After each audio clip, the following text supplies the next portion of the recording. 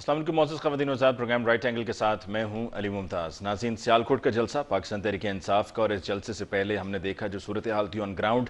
पाकिस्तान तहरीक इंसाफ के वर्कर्स सरापा एहतजाज, पाकिस्तान तहरीक इंसाफ की सियालकोट की लीडरशिप को गिरफ्तार किया गया।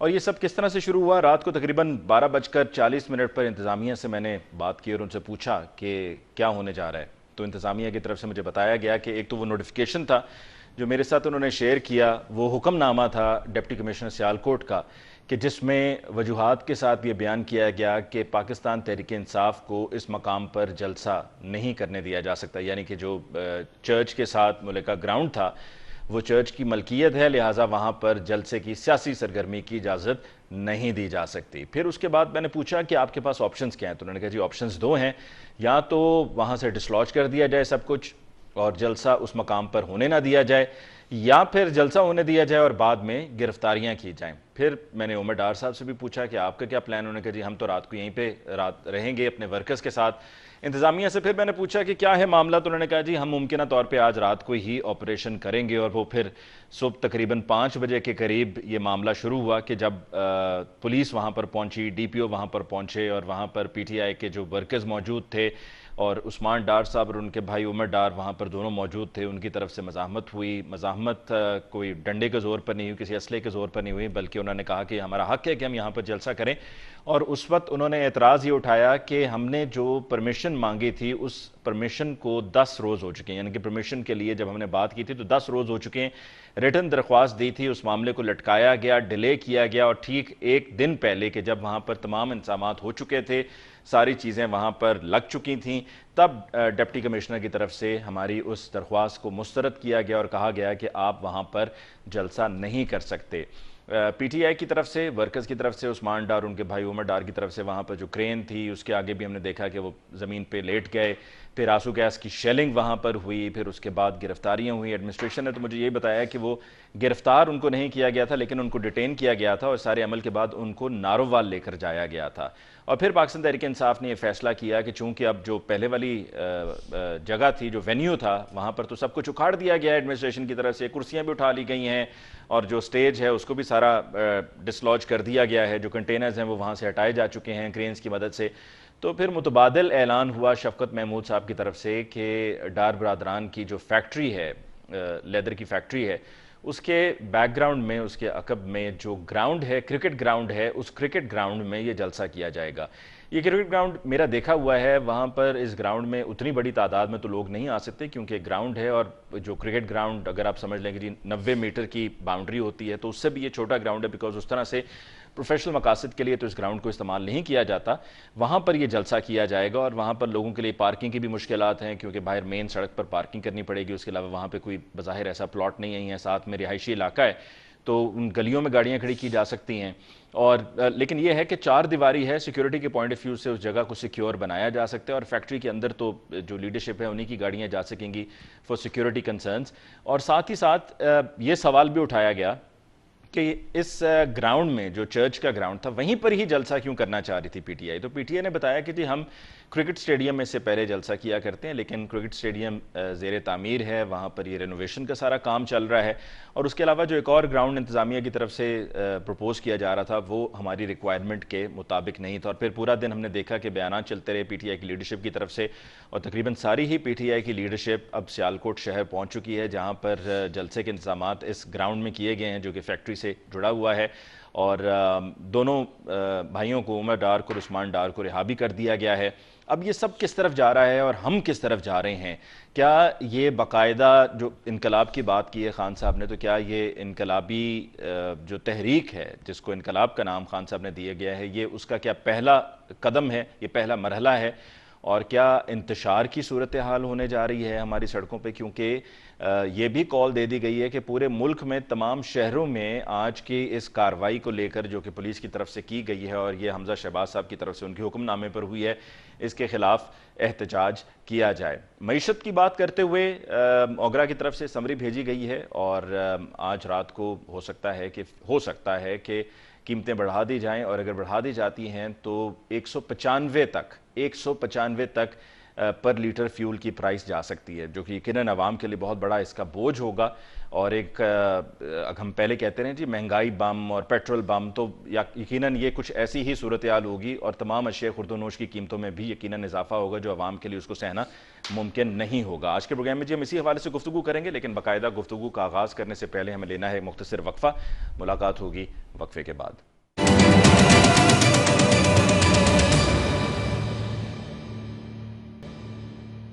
वेलकम बैक आफ्टर ब्रेक जी। आज के प्रोग्राम में बाकायदा गुफ्तगू का आगाज़ करते हैं पाकिस्तान मुस्लिम नवाज से। हमारे साथ मौजूद हैं राना अरशद साहब। राना साहब का बहुत बहुत शुक्रिया कि आपने हमें ज्वाइन किया।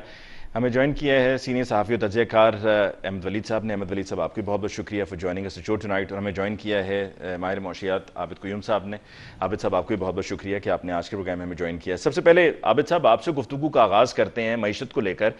क्या आप समझते हैं कि हमारी मईशत जो अभी एक बड़ी क्रिटिकल सिचुएशन में, और कहा जा रहा है कि हमारे रिजर्व्स सिर्फ 2 हफ्ते के हैं, तो क्या सर्वाइवल हो पाएगा? और अगर हो पाएगा तो कैसे हो पाएगा जब यूएई, चाइना, सऊदीया इन सब की तरफ से इमदाद पर इनकार हुआ है? तो अली, खुदा खास्ता को मैं डिफॉल्ट होता हुआ तो नहीं देख रहा, लेकिन जाहिर है कि ये मुश्किलात दिन ब दिन बढ़ती जा रही हैं और बढ़ इस वजह से रही हैं कि इस वक्त इंडिसाइसिवनेस जो चल रही है वो शायद मामला को मजीद खराब कर रही है। जैसे हम पिछली हुकूमत में कहते थे कि पीटीआई ने पहला 1 साल जो है पीटीआई हुकूमत ने आईएमएफ में जाने या ना जाने का फैसला करने में ज़ाया कर दिया, इसी तरह से मौजूदा हुकूमत ने 1 महीना जो है बड़ा क्रूशियल वो इस चीज़ में ज़ाया कर दिया कि आईएमएफ के मुज़ाकरात जो हैं वो बहाली कब तक मुमकिन हो पाएगी। एक मरहला ऐसा है जिसमें कि मिफ्ता इस्माइल साहब वाशिंगटन जाने से पहले और वाशिंगटन में उन्होंने मुकम्मल एश्योरेंस दिलाई और लग ये रहा था कि फौरी तौर पर आईएमएफ का प्रोग्राम बहाल हो जाएगा। आपने देखा कि मार्केट सेंटिमेंट्स पॉजिटिव हुए, डॉलर उस वक्त थोड़ा नीचे आया, लेकिन उसके बाद दोबारा से जब उसमें एक लिम्बो आ गया और अब सारी नजरें जो हैं वो लंदन की तरफ मरकूज हैं कि वहाँ से क्या एलामिया जो है वो जारी होता है, या पीएमएलएन की क़यादत जो है वो अपनी हलीफ जमातों के साथ मशवरे के बाद 3 तरह की प्रपोजिशन मेरे ख्याल में हो सकती हैं। एक तो ये है जो कि ज़्यादा करीने क़यास है कि हुकूमत अब टफ डिसीजन लेना शुरू कर दे, जो अगुरा की आज की रिकमेंडेशन है उस पर ग्रेजुअली इम्प्लीमेंट करना शुरू कर दिया जाए ताकि 18 तारीख से दोहा में आईएमएफ के साथ मुज़ाकरात का आगाज हो सके। दूसरा जो आता है वो ये है कि और जिसके लिए डार साहब को, मियां नवाज शरीफ साहब को और बिलावल भुट्टो साहब को शायद अपने पीपल्स पार्टी को अपने बायलैटरल रिलेशन यूज करना हो कि दोस्त ममालिक को कैसे इस बात पर राजी किया जाए कि आईएमएफ के प्रोग्राम में अगर डिले होता भी है तो कम से कम अपनी सपोर्ट रोल ओवर कर दे।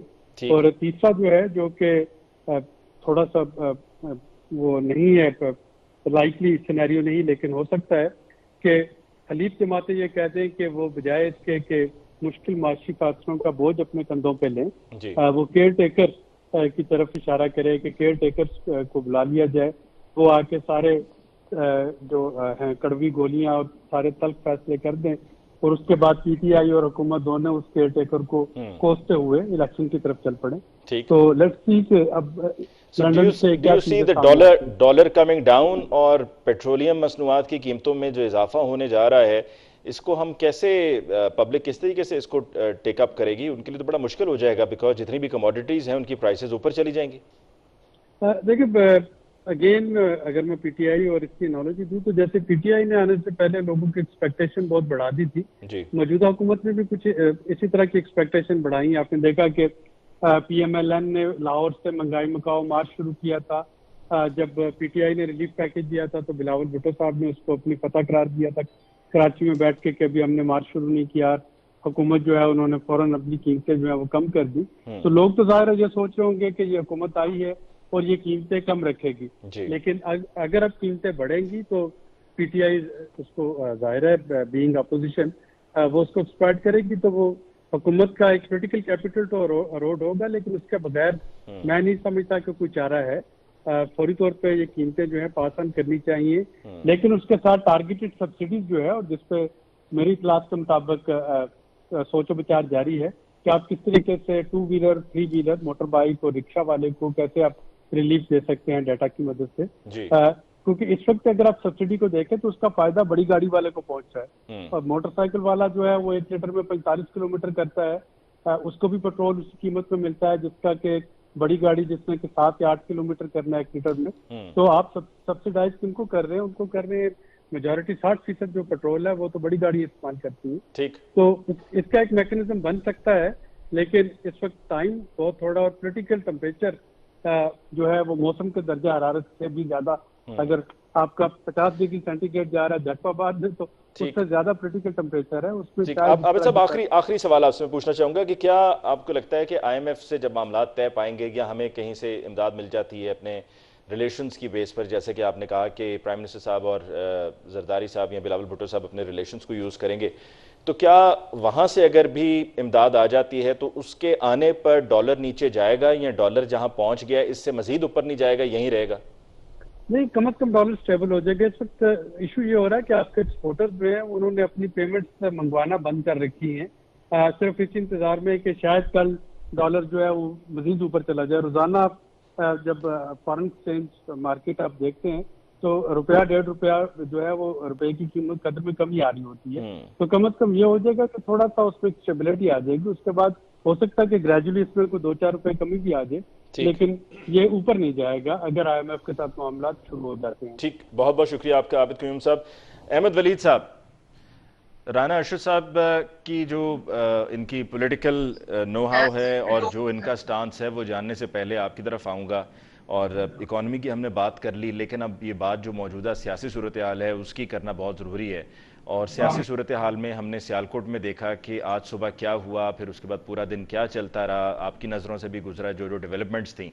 तो क्या हम ये समझें कि जी ये सब अगर ऐसे ही चलता रहा, और ये तो अभी सियालकोट है, जब इस्लामाबाद की कॉल देंगे तो तब क्या होगा, एंड तब हो सकता है कि बात हाथ से निकल जाए, खुदा न खास्ता इंतशार की तरफ खुदा न खास्ता जाए?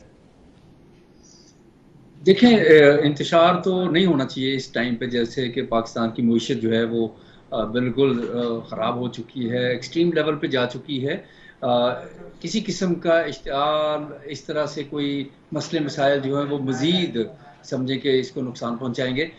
लेकिन ये कि ऑब्वियसली पाकिस्तान तहरीक इंसाफ ने एक तय कर लिया है इमरान खान साहब ने कि जब तक इलेक्शन की अनाउंसमेंट नहीं हो जाती, तारीख नहीं दी जाती, तो उनका लॉन्ग मार्च जारी रहेगा। अगर लॉन्ग मार्च को जितने भी दिन वो चलाएं उसके बाद फिर वो जलसे जो है वो करते रहेंगे। ये उन्होंने तहरीक इंसाफ ने ये तय कर लिया है। अब हुकूमत के ऊपर है और इस्टेब्लिशमेंट के ऊपर है कि वो किस तरह से इमरान खान साहब जो हैं उनके प्रेशर में आकर कोई ऐसी अनाउंसमेंट करते हैं, कोई तारीख अनाउंस कर देते हैं। अभी तक तो हुकूमत डटी हुई है कि हमने इलेक्शन जो है वो साल बाद ही होंगे, तो उसका इंतजार करें, उससे पहले हमने इलेक्शन रिफॉर्म्स करनी है। लेकिन एक तरफ अहमद वलीद साहब ये इलेक्टोरल रिफॉर्म्स हैं जिसके बारे में जरदारी साहब ने भी कहा, और दूसरी तरफ ये अनपॉपुलर डिसीजंस हैं, तो क्या हुक्मरान जमात PMLN की, क्योंकि सारी बात तो अब PMLN पर आ रही है, पीपल्स पार्टी तो बैकएंड पे बैठकर देख रही है और अपनी कुछ वजारतें इंजॉय कर रही है, तो क्या ये अनपॉपुलर डिसीजंस मौजूदा हुकूमत ले पाएगी और उसका फिर वजन उठा सकेगी? देखिए, अनपॉपुलर डिसीजन तो उनको लेना पड़ेंगे। सिचुएशन ऐसी है नहीं, कहीं से रास्ता मिल नहीं रहा कि आप ये डिसीजन ना ले सकें, और उसका ब्रंट जो है वो फेस करना पड़ेगा पाकिस्तान मुस्लिम लीग नवाज को खास तौर पर, क्योंकि पीपल्स पार्टी ने इक़्तिदार जो है हैंड ओवर कर दिया शहबाज शरीफ साहब को कि आप संभालें, हम साइड पे रह के कुछ मिनिस्ट्रीज ऐसी लेके तो हम देखेंगे कि कैसे हुकूमत चलती है।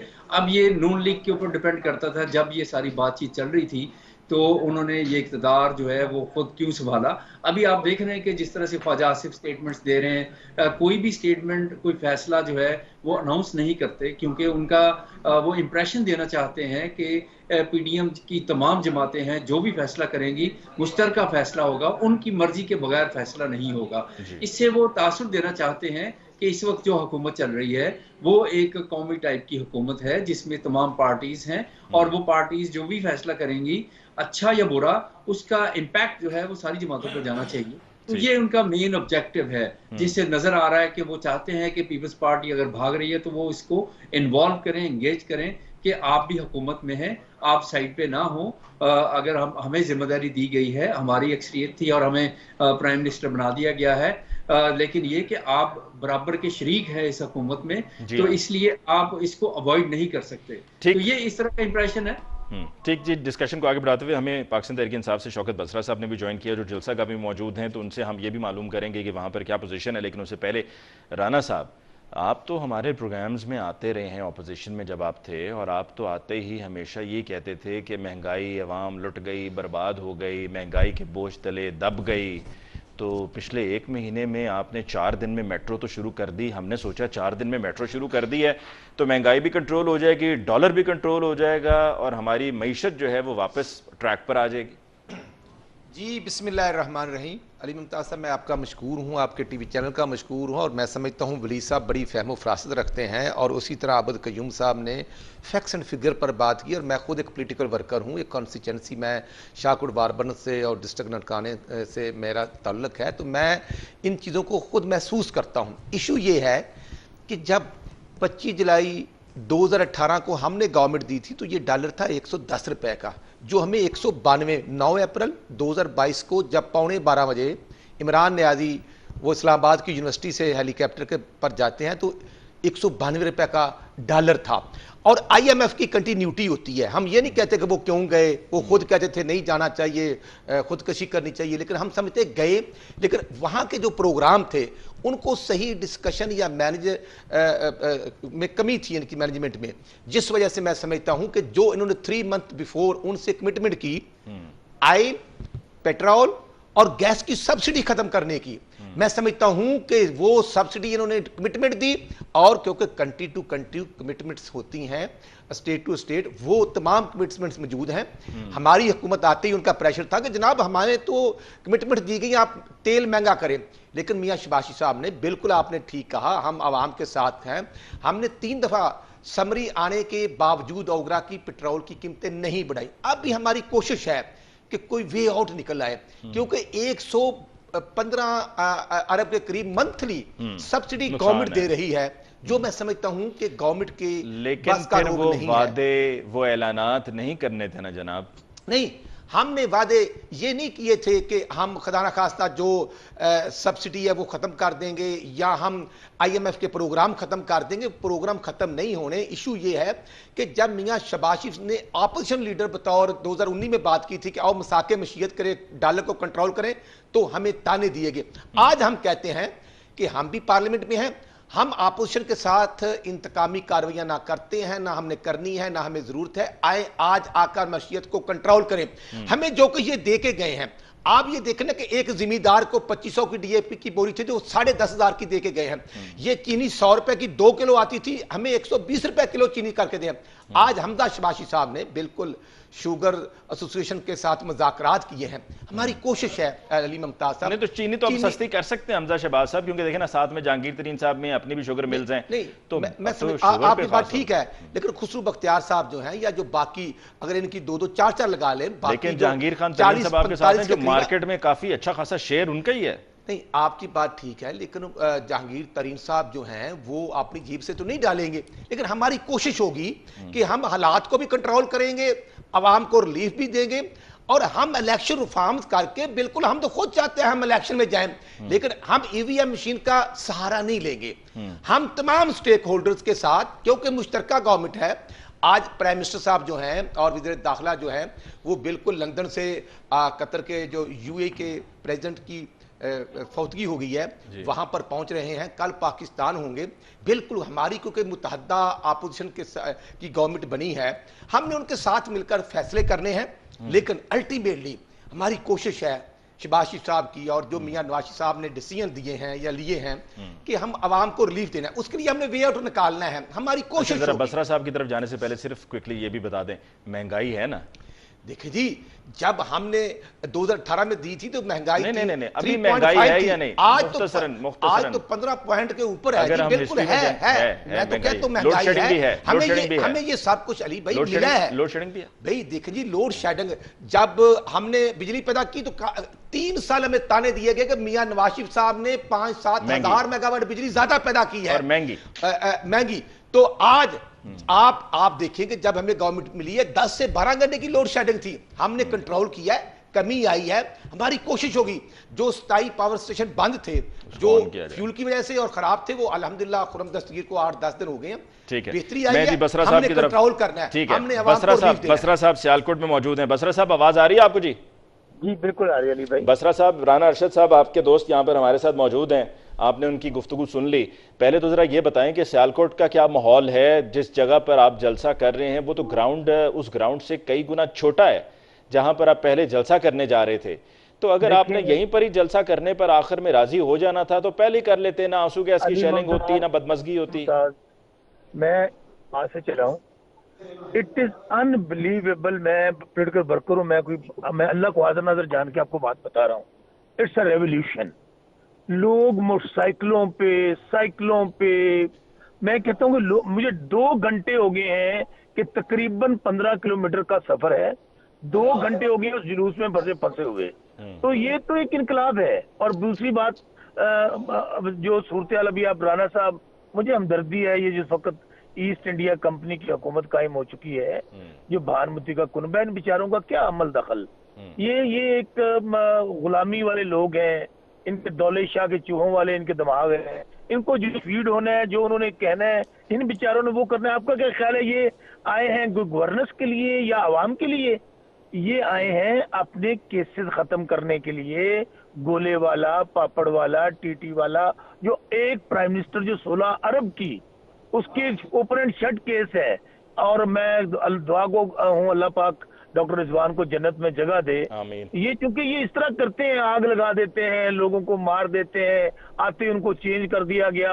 और फिर मजाक देखिए, फिर प्रोसिक्यूटर पेश होता है, कहता है ये फाइल बंद कर दें। मुजरम कह रहा है, मुजरम को जनाब केस बंद कर दें। और उसके बाद अब इन्होंने अपने जो वजीर कानून है, उनके चैम्बर का एक लड़का जो है उसको स्पेशल प्रोसिक्यूटर लगा दिए। सो एक बात जो आपको कहने वाली है, ये लोग सिर्फ और सिर्फ अपनी लूट मार, करप्शन, ये करप्ट बदयानत, मैं क्या लफ्ज इनके लिए इस्तेमाल करूं, ये वो चले हुए कारतूस हैं जिन्होंने इस मुल्क का बेड़ा गर्क किया। और दूसरी तरफ बसरा साहब, ये भी एक बहस शुरू हुई है कि जी आपने बीच में जो मसीह बरादरी है उनको आपने इस तरीके से बीच में लाकर सियासत में खराब किया है, और उस जलसे पर, उस जगह पर आपने जानबूझकर वो वेन्यू सिलेक्ट किया। और अगर किया तो आप वहां पर जो इंतजामिया थी चर्च की, उनके साथ आप पहले से मामलात को तय कर लेते ताकि अफाम तफहीम के साथ मामलात तय होते। अली मुमताज, और वो कह रहे हैं, एक और जुमला जरा सुन लें, सियासी अदाकारी की बात हो रही है कि जी आप सिर्फ अदाकारी कर रहे हैं और कुछ नहीं, ड्रामेबाजी कर रहे हैं और कुछ नहीं। और बल्कि वो जो तस्वीर भी आई ना, वीडियो आई उस्मान डार साहब की, वो प्रिजन वैन में थे, उनको लेकर जाया जा रहा था, तो किसी ने लिखा हुआ था ट्विटर पे, मैं पढ़ रहा था कि डेविड धवन से कि इनको अगली फिल्म में ले लें। अच्छा अली मुमताज, बात ये है, ये बुखला चुके हैं, इनका ज़हनी तवाज़न, दिमाग बिल्कुल बेचारों का समझने की सलाहियत से आ रही है। अब इनको नजर आ रहा है अपना, जाहिर है इस वक्त तो जो मैं देख रहा हूँ, मैं बार बार आपको कह रहा हूँ, ये भी सारे पॉलिटिकल वर्कर है। और देखना, ये वही पार्टियां ना जो कह रही थी हम लानत भेजते हैं असेंबली पे, इलेक्शन ही वाहिद हल है, ये फ्रॉड असेंबली है, ये सिलेक्टर्स ने बनवाई है, उसके खिलाफ लॉन्ग मार्च सारा कुछ किया इन्होंने, 3 लॉन्ग मार्च किया, हमने इनको फैसिलिटेट किया। अब वो ग्राउंड जिसकी आप बात कर रहे हैं, 12 दिन से डिप्टी कमिश्नर उसकी इजाजत दी है। अगर हम गलत कर रहे थे तो आज 11th आवर पे जब वहां स्टेज लग गया, क्रेनें काम कर रही हैं, चेयर्स लग रही हैं, डीसी को उस वक्त याद आना था। असल में मैं बताता हूँ, वो जो ख्वाजा वेंटिलेटर है ना, और वो दूसरा जो आपको दहशतगर्द जिन्होंने बनाया, जो अपना क्या वो इंटीरियर मिनिस्टर जो बनाया है, जो 18 बंदों का कातिल है, ये पुराना माइंड सेट है, ये पुराना माइंड सेट है। ये लोग, इनको पता है इस बात का कि गुल्लू भट्ट स्टाइल इख्तियार करो, लेकिन वो दौर नहीं रहा। आज देखे ना, इन्होंने धमकाने की कोशिश की, कब्जा कर लिया स्टेज, अब हर सड़क पे जलसा हो रहा है, हर गांव में जलसा हो रहा है, हर गली में जलसा हो रहा है। तो इसलिए पाकिस्तान के मसाइल का वाहिद हल इस वक्त यही है, ये ईस्ट इंडिया कंपनी वाली हुकूमत नहीं चलेगी। ठीक है बसरा साहब, जरा एक वक्फा हम ले लें। आपकी कई भी बातों पे राना अरशद साहब भी रिस्पॉन्ड करना चाह रहे हैं, और वो कह रहे हैं बस अगर वक्फा बीच में आ गया, वरना बेचैनी आप चेहरे पे देख सकते हैं उनकी। और अहमद वलीद साहब से भी मैं पूछना चाह रहा हूँ कि उनके पास क्या इतलात हैं, उनके भी यकीनन नुमाइंदगान वहाँ पर मौजूद है ऑन ग्राउंड, तो ऑन ग्राउंड जो भी इनसाइड इन्फॉर्मेशन है वो अहमद वलीद साहब के पास भी मौजूद होगी, वो हम उनसे पूछेंगे एक ब्रेक के बाद।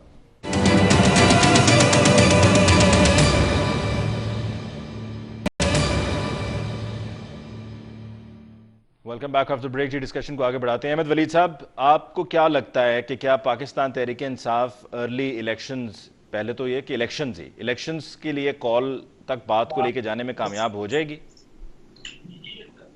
देखिए, बड़ा मुश्किल लग रहा है क्योंकि इस वक्त जो पीडीएम हुकूमत ने जिन भी शराइत के तहत ये हुकूमत संभाली है, क्योंकि आपको पता है और इमरान खान साहब आप डायरेक्टली ब्लेम करना शुरू हो गए हैं कि किन्होंने इक़्तिदार जो है इनके हवाले किया, तो ये ऐसा नहीं था कि फौरी तौर पर इलेक्शन हों। तो अब देखना ये है कि इमरान खान साहब जो है वो प्रेशर तो डाल रहे हैं कि फौरी इलेक्शन अनाउंस करें।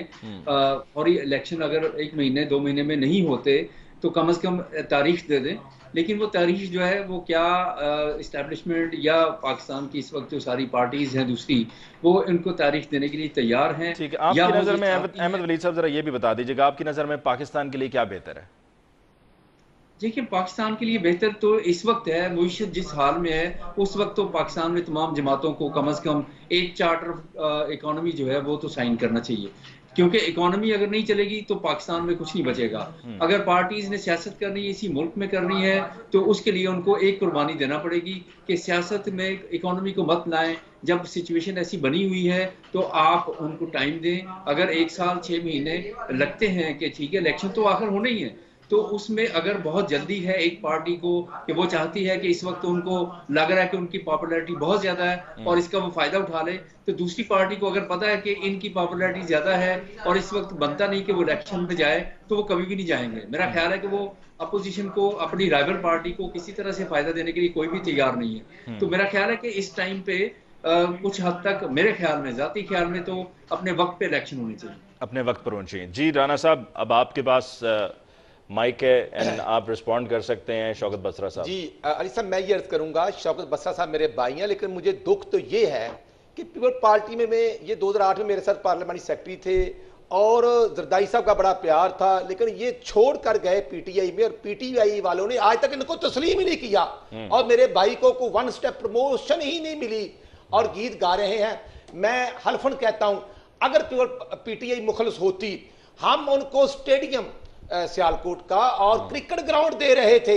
नहीं, लेकिन स्टेडियम तो वहां पर काम हो रहा है ना, वहां पर तो जलसा हो ही नहीं सकता। सर जी, काम जो था वो बिल्कुल कोई इशू नहीं था, काम रुकावट नहीं था जलसे में। ये खुद ये एक ड्रामा करना चाहते थे, और क्योंकि उस्मान डार ड्रामेगीर है और जब डस्के का इलेक्शन था तो यही उस्मान डार, यही फरदौस आशिकवान, यही चूचू का मुरब्बा जो है, ये इन्होंने 23 प्रिजाइडिंग ऑफिसर्स को अगवा कर लिया था। अभी वो केस चल रहा है इलेक्शन कमीशन में। तो ये हमें बताएं, अब वो ले गए हैं फैक्ट्री में जहां 1000 कुर्सी लगाई है और कहेंगे कि पूरा पाकिस्तान निकल आया।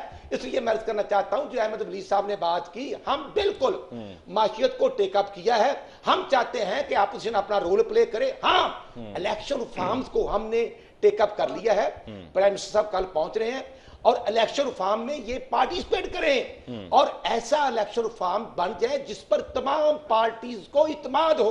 अब हमारे जो इत्तेहादी हैं, हम खुद अर्ली इलेक्शन जाने में के ख्वाहिशमंद है बतौर पॉलिटिकल वर्कर, बतौर मेंबर CWT। लेकिन जमहूरी हक है हर पॉलिटिकल पार्टी का। आप जो बात कर रहे हैं कि हम इलेक्टोरल फॉर्म्स की तरफ जाएंगे, लेकिन जमहूरी हक है हर पॉलिटिकल पार्टी का अपना जलसा करना और एहतजाज करना। वहां पर आपकी तरफ से जो आंसू गैस की शेलिंग हुई, 50-60 बंदा था उस वक्त वहां पर, 50-60 बंदे पर आपने आंसू गैस की शेल जाया किए हैं। अली साहब, और शेल ऐसे थे कि एक शेल तो चलाने वाले के उधर ही पांव में गिर गया। मैं समझता हूं आप जो ऐसे शेल थे। आप दोस्त करता हूं, पुलिस को, डीपीओ और डीसीओ को बैठकर मुज़ाकरात करने चाहिए थे। हाँ, वो 8-10 दिन से लगे हुए थे। जो बात इंटीरियर मिनिस्टर साहब की मेरे साथ भी फोन पर हुई है, मुज़ाकरात कर रहे थे और हम चाह रहे थे अकलीती भाइयों को, मुस्लिम बरादरी को भी उनके साथ बैठकर डायलॉग करें, लेकिन उनके पास को गया ही नहीं। वो कहते हैं आपने प्लांट किया था उनको। हमारे ऊपर कोई अपनी मजहब की जंग नहीं लड़ता, ये मजहबी। वो कहते हैं ख्वाजा आसिफ साहब ने किया, आपका वतीरा है। मैं कहता हूं, और आप क्या डीपीओ और डीसी को वहां से फारिग करेंगे, क्योंकि उनकी जो कार्रवाई है उसके नतीजे में बदनामी आपकी हुकूमत की हुई है। अगर कोई नेग्लिजेंसी उनकी होगी या उनकी तरफ से कोई ऐसा इशू होगा, देखना चर्च वाले 4 दिन से एहतजाज कर रहे थे, लाहौर में भी एहतजाज हुआ और वो प्रेस कॉन्फ्रेंस भी कर रहे थे, वो एहतजाज कर रहे थे और वो सरापा एहतजाज थे। तो ये एंजॉय कर रहे थे कि हमने यही करना है। हमने ऑप्शन दिया, हमने इनको परमिशन नहीं दी। डीपीओ डीसीओ कमिश्नर ने मुज़ाकरात किए और चीफ मिनिस्टर पंजाब कहते हैं वहां पर पहले भी जलसे हो चुके हैं, ख्वाजा आसिफ साहब भी वहां पर जलसा कर चुके हैं। इशू ये है, वहां पर और भी इस तरह की तकरीबात होती रहती है कि जो चर्च की रसूमात हैं या जो उनके प्रोग्राम होते हैं वो उस ग्राउंड में अगर करते हैं तो वो किसी को भी बुला सकते हैं, उस्मान डार साहब को भी बुला सकते हैं, लेकिन पॉलिटिकल जलसा मुस्लिम लीग नून का या पीटीआई का या काफली का उनकी कहते हैं 2014 में वहां पर ख्वाजा आसिफ ने जलसा किया है। सर मैं अर्ज करता हूं कि ये कल कर लें उनके साथ मुज़ाकरात करके, लेकिन जबरदस्ती किसी के चर्च में नहीं घुसा जा सकता, वो उनके चर्च की जगह है, ये जबरदस्ती कर रहे हैं क्योंकि इमरान खान का कुलिया यही है। मैं समझता हूं कि अब इनको हिसाब देना पड़ेगा कि ये वो फराग गोगी साहब कहां पे हैं, जो स्टेक होल्डर थे वो रिंग रोड रावलपिंडी से लेकर ये डॉलर की उड़ान, ये माफिया की जो हुकूमत थी, देखना हमने इनके खिलाफ इंतकामी कार्रवाई नहीं करनी, लेकिन जो अदारे होंगे, जो आयन होगा, जो कानून होगा, वो अपना रास्ता खुद इख्तियार करेगा। यही वजह है कि आज इमरान खान 4.25 साल की कारकर्दगी जीरो है और वो राय फरार इस्तेमाल करने का ये ड्रामा चाल है। ये अमेरिका जब ये खुद गया था ट्रंप से मिलने और रात को आकर जलसा किया था कि जनाब एक 1992 का वर्ल्ड कप था और एक ये है, और 1012 दिन हो गए हमारे कश्मीर को इन्होंने जो कब्जा करवाया, ये सो के कहते रहे कि जुमे को हम तजारत करने जा रहे हैं। मैं समझता हूं तजारत, देखिए जी वो तो नेबर्स कंट्री है, इन्होंने मेडिसिन नहीं मंगवाई, 67 मेडिसिन की परमिशन देकर 600 किस्म की मेडिसिन मंगवाई गई। और ये जो कहते हैं आज महंगाई इमरान खान की कमिटमेंट्स रिटर्न जो एग्रीमेंट उनकी उसकी वजह से हो रही है, हम कंट्रोल तो वैसे ये कब तक, वैसे राणा साहब ये आवाम सुनती रहेगी कि एक गवर्नमेंट आती है एक जाती है, जो आती है वो कहती है जी पिछलों ने ये किया, ये कब तक ऐसे मामला चलता है? अली भाई इशू ये है कि 72 या 73 आप क्यों नहीं कह देते कि जी मिफ्ता इस्माइल साहब इस काबिल नहीं है कि मईशत को संभाल सकें? नहीं, इसहाक डार साहब आ जाए तो शायद सूरत बेहतर हो जाए, या आप कह दें कि भाई हमने जो सब्ज बाग दिखाए थे हम तो खुद ट्रैप हो गए। आप ट्रैप हुए? वैसे मुफ्ता इस्माइल साहब एक पॉलिटिकल वर्कर है, आप ट्रैप हुए? उनकी स्ट्रगल है। नहीं ट्रैप हम नहीं हुए। ट्रैप किया नहीं आपको? पीपल्स पार्टी ने आपको ट्रैप किया? ट्रैप नहीं हुआ, आपको आगे लगा दिया, बदनामी आपकी। अली साहब हम पॉलिटिकल लोग हैं, देखिए जी अर्ली इलेक्शन हम भी चाहते हैं, लेकिन उससे पहले इलेक्शन रिफॉर्म चाहते हैं और उसके बाद हम तमाम इत्तेहादी जो स्टेक होल्डर्स हैं। लेकिन इस दौरान जो आप खोएंगे उसका क्या होगा? मैं समझता हूं कि हम नियतन हमारी स्ट्रगल होगी कि हम आवाम के साथ आवाम के इश्यूज को टेकअप करेंगे। और आप देखें कि 3000 या 3200 का जो मन आटा था, यूटिलिटी स्टोर पर प्राइम मिनिस्टर साहब ने 1600 रुपए का मन आटा मिल रहा है, 75 रुपए में चीनी मिल रही है और उसी तरह ऑयल और दालों पर सब्सिडी दी जा रही है। चेक एंड बैलेंस जो है वो शबाशी साहब देख रहे हैं और हमजा शबाशी देख रहे हैं, आज चीफ मिनिस्टर हैं, खुद जो झूठे मुकदमे एफआईए ने बनाए थे उनमें आज वो कोर्ट में पेश थे। और बसरा साहब को बताना चाहता हूं कि हम किसी केस को विड्रा नहीं करेंगे, हम तो कोर्ट्स में हैं, लेकिन प्रूफ ये लाएं। ठीक है, प्रूफ ये लाएं, प्रूफ इनके पास नहीं है और अब कानून अपना रास्ता खुद इख्तियार करेगा। जैसे राणा सनाउल्लाह साहब पर 20 किलो हिरन डाली गई, हम किसी पर नहीं डालेंगे। हम पॉलिटिकल वर्कर का एहतराम करते हैं, चर्च डाल देंगे, नहीं चर्च भी नहीं डालेंगे, हमें कोई जरूरत नहीं। लेकिन जो तोशाखाना में 2 करोड़ के गिफ्ट खरीद कर 18 करोड़ में बेचने वाले जो कौमी मुजरिम सर अपनी डिटेल भी बताएं ना सर अपनी डिटेल भी बताएं ना तोशाखाना की। जब आपकी तरफ ये दरख्वास्त गई, एक शख्स ने दरख्वास्त जमा करवाई कि आप अपने भी जरा दौरे हुकूमत का बताएं कि तोशाखाना में क्या क्या कुछ आता रहा है, तो तब आपने कहा जी ये राइट टू इन्फॉर्मेशन एक्ट के अंदर नहीं आता है, ये इन्फॉर्मेशन नहीं दी जा सकती है। नहीं अली मुमताज साहब आपकी बात ठीक है, इशू ये है कि आपको आयन एक प्रिविलेज देता है कि आप गिफ्ट को खरीद कर अपने पास रख सकते हैं, लेकिन गिफ्ट को खरीद कर मार्केट में बेचने का इख्तियार नहीं देता। ये खान साहब ने तो बेचे हैं ना 18 करोड़ में, और फवाद चौधरी भी कहता है सदाबहार है कि आप भी खरीदते रहे हैं। नहीं मैं कहता हूं कि वो कानून मौजूद है, उसमें हर शख्स खरीद सकता है जो प्रिविलेज है, लेकिन मैं समझता हूं कि गिफ्ट को खरीद कर आगे चलें जी बसरा साहब की तरफ जाता हूं, बसरा साहब की तरफ जाता हूं। लेकिन राणा साहब अगर आप तोशाखाना में जो चीजें मौजूद थी, जो तहाइफ मिले थे, अगर उसमें से कोई आपके सामने रखा जाता तो आप कौन सा सिलेक्ट करते? राणा साहब आपसे पूछ रहा हूं। मैं समझता हूं कि तवाइफ जो हैं वो कंट्री टू कंट्री होते हैं। नहीं लेकिन आपको अगर सामने रखा जाता तो आपको कौन सी चीज पसंद आनी थी? घड़ी लेते, हार लेते, अंगूठी लेते, क्या लेते? मैं समझता हूं कि गिफ्ट ही होता है और गिफ्ट का जो प्रोसीजर है वो नहीं मैं आपकी पर्सनल चॉइस जानना चाह रहा हूं। नहीं मैं समझता हूं कि घड़ी लूं या कुछ भी लूं, वो जो रूल्स हैं उसको फॉलो। ठीक है जी बसरा साहब, रूल से आगे नहीं जाना पड़ता, लेकिन मुझे आज बता देना कि इमरान खान साहब जो हैं फॉर्म फंडे का हिसाब नहीं देते, फिर पीआरटी का हिसाब नहीं देते, बिलियंट्रीज का हिसाब नहीं देते, फिर खैबर पख्तूनख्वा के हेलीकॉप्टर को एंजॉय करते हैं, उस पर जुड़े लेते हैं। जी बसरा साहब, बसरा साहब अपने भाई को, बसरा साहब को जरा मौका दें। इमरान खान साहब आउट ऑफ कंट्रोल हैं, अपने भाई जरा बसरा साहब को मौका दे दें, भाई बसरा साहब को मौका दे दें। जी बसरा साहब। ये जो भाई हेलीकॉप्टर हैं जो बात कर रहे हैं हेलीकॉप्टर, उनसे ये कहें कि इन बेचारों को समझ नहीं आ रही। अभी ये कह रहे थे वो तोशा खाना भाई दरखास्त दे कि उसको पब्लिक कर दें, किसने क्या किया है, पहली बात। दूसरी बात, वो मुफ्ती फरमा रहे थे हम आए, हम किसी पेट्रोल नहीं बढ़ाने देंगे, ये बहुत जुल्म कर रही है हुकूमत। और फिर कहा डॉलर का बेड़ा गर्क कर दिया। आज क्या हालत है, डॉलर कहाँ चला गया, आपकी स्टॉक एक्सचेंज क्रैश कर गई, पानी की बूंद बूंद को तरस रहे हैं। मेरा इलाका साउथ पंजाब बहावल नगर है, बिलीव करें अली मुमताज, चोलोस्तान में जानवर मर रहे हैं, इंसानों के पीने के लिए पानी नहीं है। असल में आवाज कट रही है आपकी बसरा साहब। हुकूमत है जो ईस्टर्न इंडिया कंपनी की यहाँ पे आई है भाई, इन बसरा साहब आपकी आवाज कट रही है। अब तो कह रहे थे हमने इलेक्शन करवाने फौरी। बसरा साहब जरा आप कहीं जैमर्स के करीब चले गए, जरा थोड़ा सा जरा फासले पर आ जाइएगा। आप उधर ही जलसा गाह पे मौजूद हैं और ये राणा साहब जलसा भी करवाएंगे, जरा कुर्सियां गिन के नहीं, राणा साहब जलसा का भर दी है, ये मैं साथ साथ देख रहा हूं, जलसा का भर गई है। 650 कंधे से कंधा जोड़ के बंदा खड़ा है, इतना करीब करीब, इतना वहां पे फंसा के बंदा। 600 कुर्सियां लगाई हैं, एक आदमी वहां, 1000 आदमी वहां पर होगा और ये कहेंगे कि जनाब पूरे पाकिस्तान में जलसे हो रहे हैं। ये अभी आपको अंदाजा नहीं, आप नए नए गवर्नमेंट से निकले हैं और अभी उसको इंजॉय कर रहे हैं। अभी हमारे पुराने लोटे बुजदार के पास सरकारी गाड़ी है, नहीं दे रहा, वो असद कैसर के पास भी सरकारी गाड़ी नहीं दे रहा। जब हमने गवर्नमेंट छोड़ी थी ना, यकीन करेंगे, मैं कैबिनेट मेंबर था, सेम डे रात को 12 बजे हमने गाड़ियां हैंड ओवर कर दी थी। और क्योंकि गवर्नमेंट हमारी थी और एक साथ से गवर्नमेंट यही कर रही है। ठीक है, हमें प्रोग्राम को क्लोज भी करना चाहिए और शौकत बसरा साहब के साथ भी राब्ता नहीं हो रहा है, लेकिन बंदा उन्होंने इकट्ठा कर लिया है दफा पे। मैं समझता हूं जलसा का भर लिया उन्होंने। अब इनका जो शोबाजी कर रहे हैं, अब ये ड्रामा नहीं चलेगा, एक्सपोज हो चुके हैं कि 1 महीना पहले गवर्नमेंट छोड़ने वाले कहते हैं महंगाई हो गई है। भाई महंगाई तो आपने की है। और आज जो हमजा शबाशी साहब ने यकीन करेंगे मुज़ाकरात किए हैं और डिस्ट्रिक्ट प्राइस कंट्रोल कमेटियों को कहा है कि प्राइसेस को कंट्रोल करें। ठीक है जी, हमें प्रोग्राम को क्लोज हमारी कोशिश होगी कि हम गरीब को रिलीफ दें, हम माफिया की सरपरस्ती नहीं करेंगे। ठीक है, अल्लाह करे गरीब को रिलीफ मिले, अल्लाह करे कि गरीब को रिलीफ मिले, कहीं ऐसा ना हो कि गरीब ही ना रहे, कहीं ऐसा ना हो कि गरीब ही ना रहे। राणा साहब प्रोग्राम खत्म हो गया जी, प्रोग्राम खत्म हो गया। अहमद वलीद साहब का भी शुक्रिया अदा करना है, शौकत बसरा साहब का भी शुक्रिया अदा करना है और राणा साहब आपका भी शुक्रिया अदा करते हैं कि आप तशरीफ लाए। नाज़रीन, इसके साथ ही आज के प्रोग्राम का वक्त खत्म हुआ चाहता है। मुझे अली मुमताज को दीजिए इजाजत, अल्लाह ने के मान।